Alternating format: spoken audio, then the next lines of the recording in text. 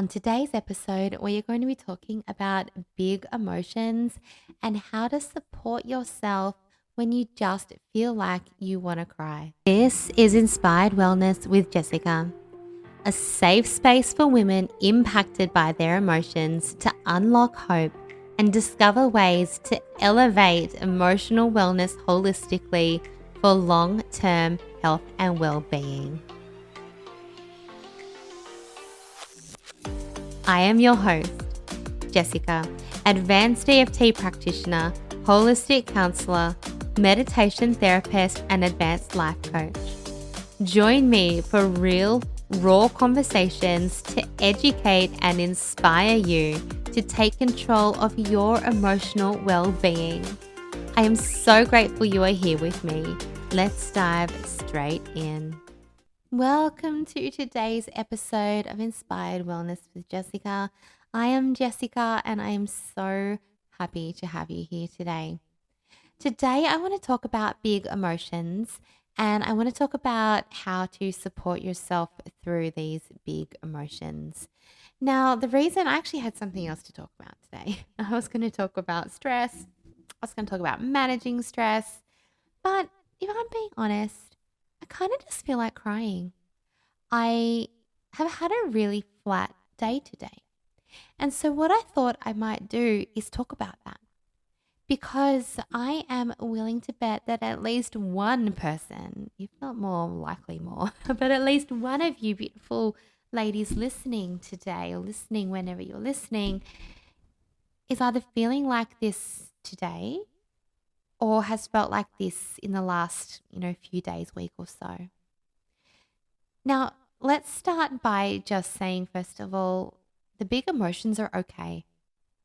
They are a part of our human experience. And I think right from the very beginning, right from when we're kids, we are kind of trained to believe or programmed to believe for the majority of us that, we shouldn't cry because it makes other people uncomfortable. And I know even I did it to my kids. They start crying and you're like, don't cry, don't cry. But the thing is, crying helps to regulate your nervous system. And often, if you are crying, then there are reasons why. And if you push those reasons down, if you push those emotions down, then you are literally just suppressing it to come back later. Now, I have felt like crying for a bit of today. That doesn't mean I have actually cried all day. But what I have done is I have allowed myself moments to feel the emotion. So I am in a space at the moment where I am experiencing grief in a way that I've never experienced before. And that is an emotional roller coaster. Some days I feel great. Some days I feel really energetic, really connected, just like I'm doing really well. And other days I just want to cry. And today's one of those days. And that's why I thought I'm going to talk about this. I really am going to talk about this. What I have found today and on these days where I just kind of feel like I want to cry is that I can't focus.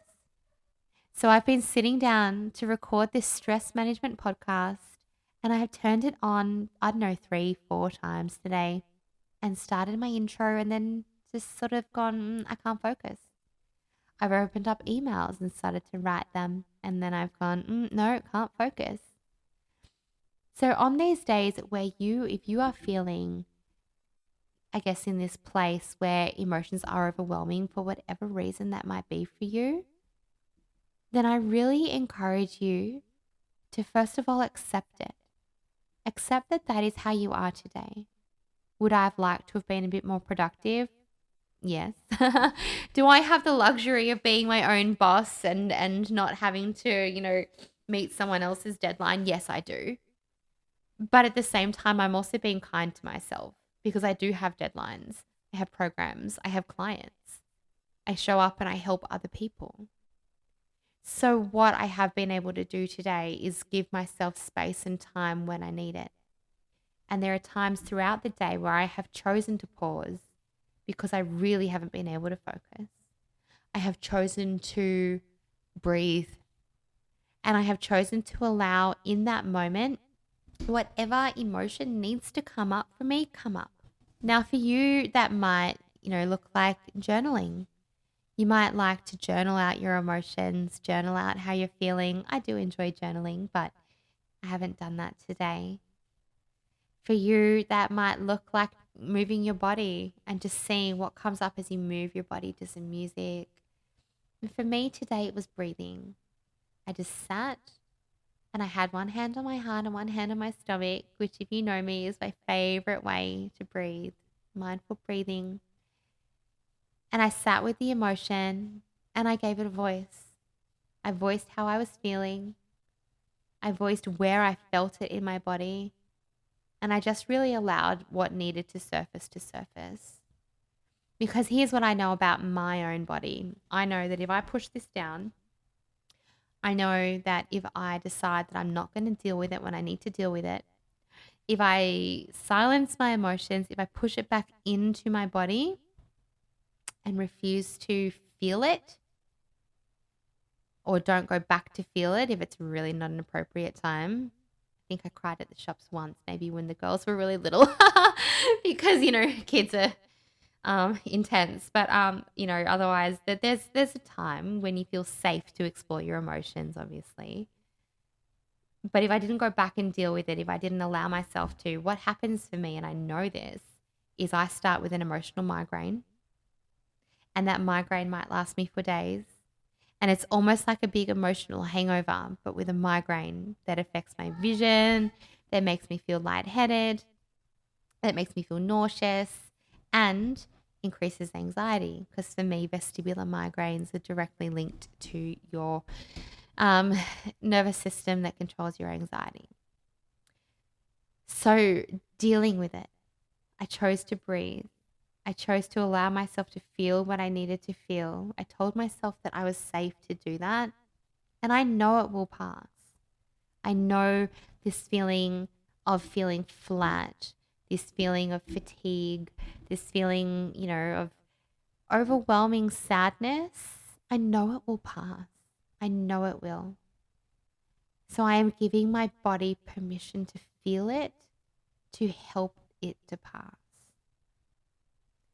If you are experiencing uncomfortable emotion, the ones that you may very well also be trained to push back down, the ones that you have been brought up to believe shouldn't be expressed, or, that you maybe have stories that you've been telling yourself, crying is weak, I don't have time to be sad, whatever it may be for you. But I really, really do encourage you to cry. As I mentioned before, if you need to cry, if you need to, feel what you need to feel.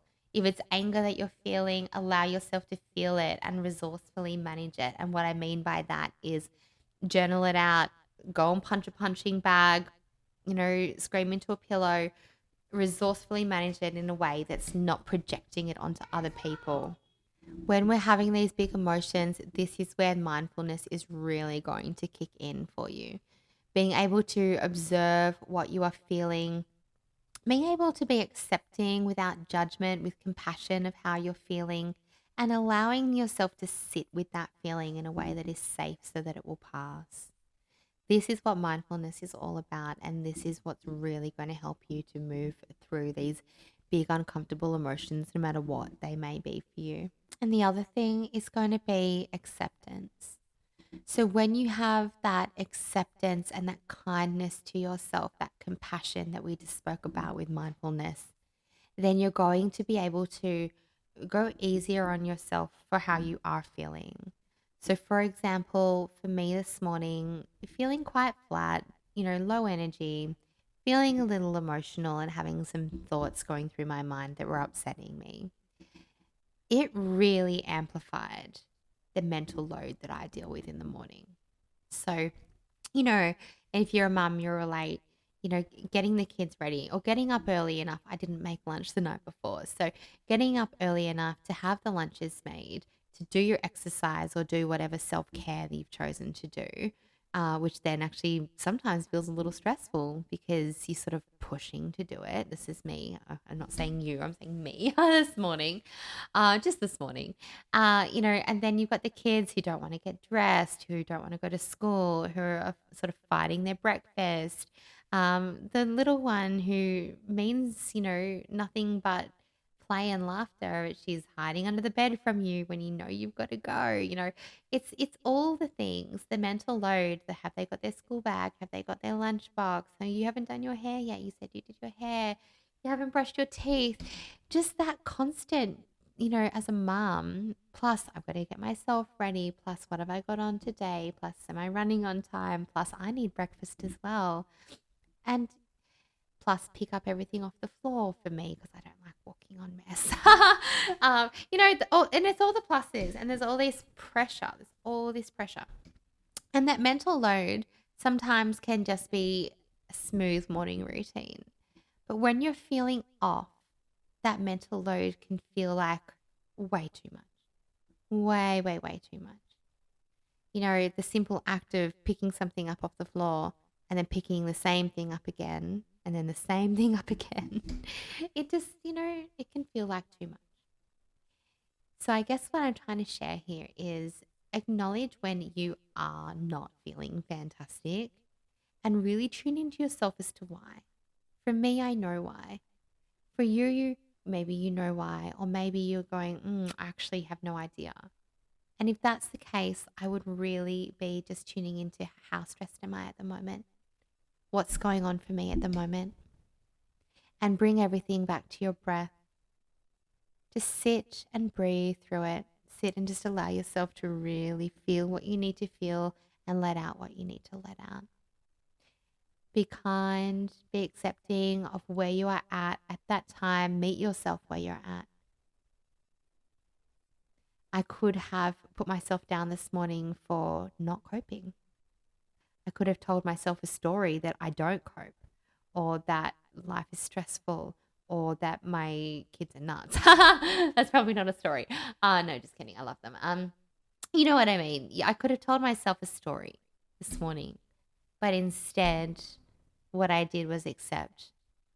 Yep, today felt hard because my brain was already dealing with more than what it felt like it wanted to cope with.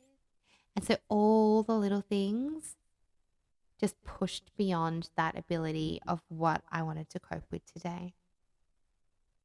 So please be kind to yourself.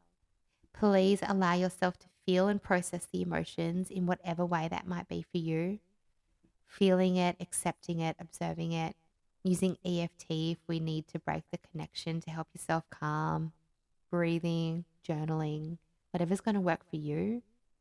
But just when you have that big emotions, okay, when you have the days where you just feel like you need to cry, cry.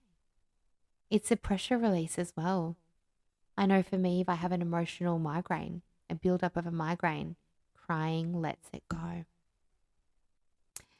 So I would love to hear from you. And if you are able to help me to reach others through this podcast, then please leave a review.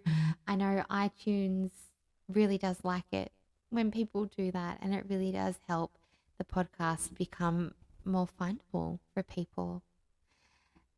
Thank you so much for tuning in today. And until next week, I really hope that you have an amazing week and just sit with those emotions.